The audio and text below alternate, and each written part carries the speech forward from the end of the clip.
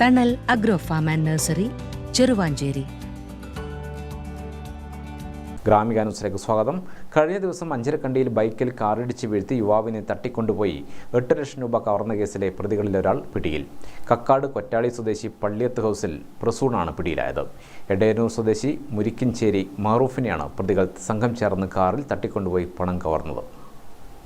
കഴിഞ്ഞ വെള്ളിയാഴ്ചയാണ് കേസിനാസ്പദമായ സംഭവം നടന്നത്.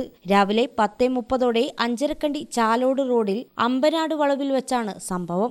മഹറൂഫ് സഞ്ചരിച്ച ബൈക്കിന് പിറകിൽ കാറിടിച്ചു വീഴ്ത്തിയാണ് തട്ടിക്കൊണ്ടുപോയത്.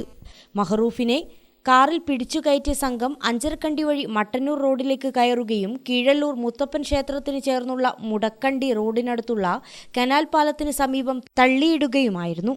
ഇതിനിടെ ബാഗിലുണ്ടായിരുന്ന പണം പ്രതികൾ കൈവശപ്പെടുത്തിയിരുന്നു. Kannur ACP Ratnakumar, Chakkarakkal CI MP Azad എന്നിവരുൾപ്പെട്ട പോലീസ് സംഘമാണ് പ്രസൂണിനെ അറസ്റ്റ് ചെയ്തത്.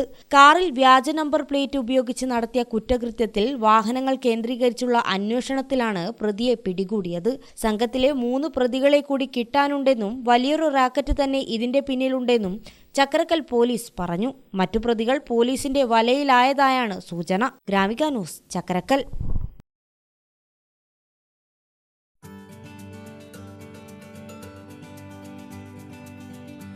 തണൽ agro farm and nursery, Cheruvanchery. Gardening രംഗത്ത് 1/4 നൂറ്റാണ്ടിന്റെ പരിചയ സമ്പത്ത്. വൈവിധ്യമാർന്ന അലങ്കാര ചെടികളുടെയും കാർഷിക നടീൽ വസ്തുക്കളുടെയും വിപുല ശേഖരം.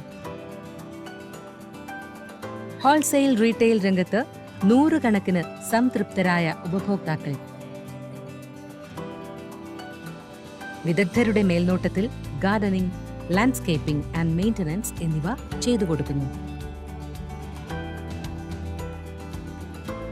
തണൽ agro farm and nursery, Cheruvanchery.